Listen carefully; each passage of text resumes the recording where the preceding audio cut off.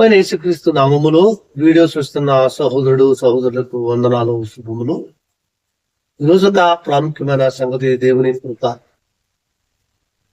ఈరోజు దేవుడి కన్నా లోక విషయంలో, లోక సంబంధమైన విషయంలో, లేదా లోక సంబంధమైన సంపాదన అత్యారాస్తార విషయంలో ఆరాటపడుతున్న మనము దేవుని కృప ఏంటో ఇప్పుడు కూడా తెలియకుండా లోకానుసారంగా జీవిస్తున్న జనాంగం ఈరోజు కోకలు ఉన్నారు. ఈరోజు సమాజంలో దేవుని కృప వల్ల ఈరోజు భూమి మీద మనము బట్ట కట్టగలుగుతున్నాము అనే ఆలోచన లేక ఇష్టానుసారంగా జీవించి, లోకానుసారంగా జీవించి ప్రాణం పోయిన తర్వాత మన ఇచ్చిన నరకానికి వెళ్ళడానికి సిద్ధపడుతున్నామే తప్ప ఈ లోకం మన కాదు.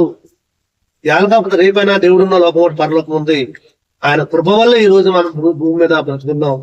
ఆయన కృప లేకపోతే ఈ 2025 సంవత్సరం మనకు లేదన్న సంగతి ఈరోజు దేవుని నామాన్ని చెప్పుకుంటున్న క్రైస్తవ సమాజం కూడా ఈరోజు వ్యాసధారణ లేదా నామకార్థ భక్తి శాస్త్రమే తప్ప దేవుడు యొక్క వాక్యం అత్యున్నతమైనది.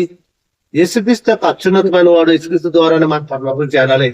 ఆయన కృప వల్లే ఈ రోజు భూమి మీద ఉన్న మానవులందరూ జీవిస్తున్నారు అన్న సంగతి మనకు తెలియక, బైబిల్లో రాయబడ్డ విషయాలు మనం గమనించక లేదా అవగాహన కాకుండా కేవలం సంఘానికి వెళ్ళి వస్తున్నామన్న ఆలోచన ఉన్నామే తప్ప దేవుని యొక్క కృప వల్ల మనంతా అత్యున్నతంగా దేవుడు మనం తీర్చిదిద్దాడన్న సంగతి తెలియక ఈరోజు లోకానుసారంగా జీవిస్తున్నాం. మనకి బైబిల్లో రాయబడ్డ విషయాలు మనం ఆలోచిస్తే ఒక అద్భుతం.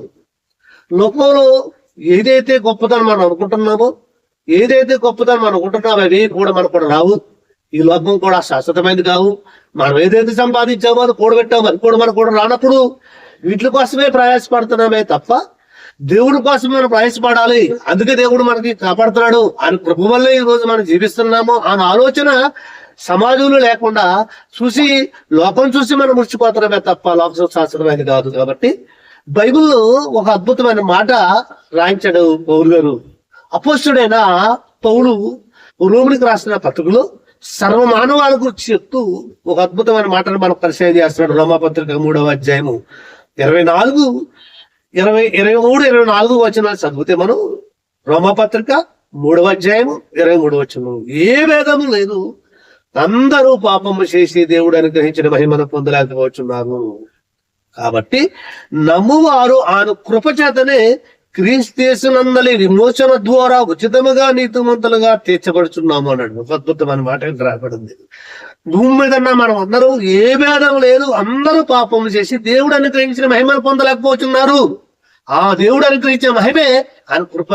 ఆ కృప ఏంటంటే చెప్పుకొస్తున్నాడు. ఏ భేదం లేదు, అందరూ పాపములు చేసి దేవుడు అనుగ్రహించి మహిమను పొందలేకపోతున్నారు. ఆ మహిమ ఏంటో చెప్తాడు 24 వచనం. కాబట్టి నమ్మువారు ఆయన కృప చేతనే క్రీస్తునందలి విమోచన ద్వారా ఉచితముగా నీతిమంతులను మనం తీర్చబడుచున్నాము. ఆయన కృప ఏదైనా దేవుని కృప అంటే యేసుక్రీస్తే, తన కుమారుడైన యేసుక్రీస్తే దేవుని కృప. ఆయన కృప వల్ల మనం నీతిమంతులుగా తీర్చబడ్డాము.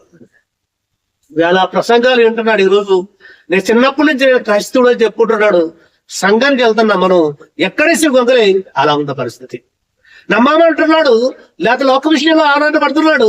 ఆ లోక విషయంలో దేవుడు కూడా మర్చుకుంటున్నాడు. దేవుడు నాకు ఇలా ఉంటే బాగుంటుంది, ఎలా ఆశీర్వదిస్తే బాగుంటుంది అనుకున్నాడు తప్ప ఆయన కృప ఏంటో ఇప్పుడు కూడా ఎరక్కోహాలుగా భక్తి చేస్తున్నాం. అందుకని అంటున్నాడు ఏ భేదం లేదు, అందరూ పాపం చేసి, రోమా 3:23లో ఏ భేదం లేదు, అందరూ పాపం చేసి దేవుడు అనుగ్రహించిన మహిమ పొందలేకపోతున్నారు. ఆ మహిమ ఏంటి అంటే కింద చెప్తాడు 24 వచనంలో. కాబట్టి నమ్మువారు తాము ఆయన కృప చేతనే క్రీస్తునందలి విమోచన ద్వారా ఉచితంగా నీతిమంతులుగా తీర్చబడుచున్నాము. తన సొంత కుమారుడిని యేసుక్రీస్తు లోకానికి పంపించి మన పాపములతో మన శిలువలో ప్రాణం పెట్టి మనల్ని నీతిమంతులుగా తీర్చాడు. అది ఆయన కృప.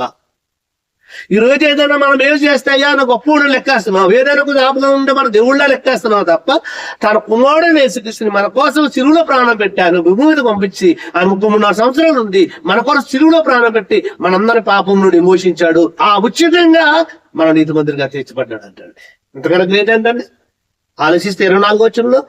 కాబట్టి నమ్మువారు ఆయన కృప చేతనే క్రీస్తునందలి విమోచన ద్వారా ఉచితంగా, మనం ఏంటో పెట్టి కొనుక్కోలేదు. ఇక్కడ ఉచితంగా అంటాడు. ఇక్కడ ఉచితంగా నీతిమంతులుగా తీర్చబడుచున్నాము.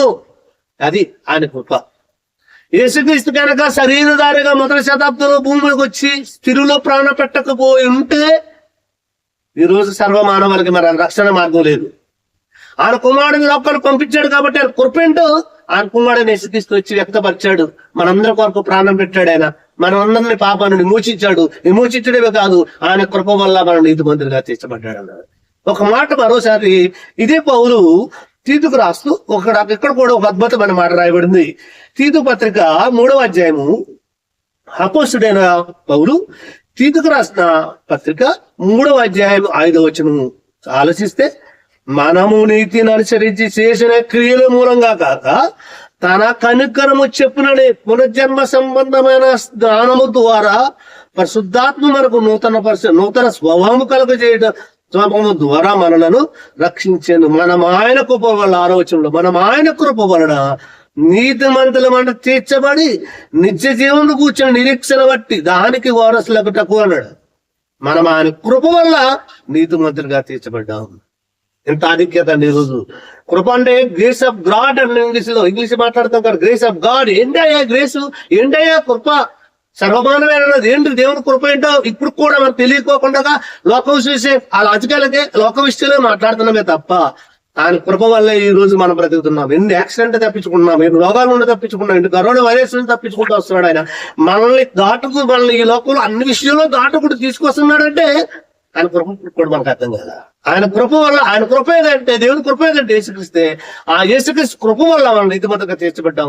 ఎవరైతే ఈ మాటలు వింటున్నారో లోకం వైపు కాకుండా విశ్వాసకర్తను ఆయన కుమారుడు యేసుక్రీస్తు వైపు చూస్తే మనం నీతిమంతులుగా తీర్చబడుతున్నాం. దేవుడు ఈ మాటలు దీవించిన గాక. అందరికీ వందనాలు.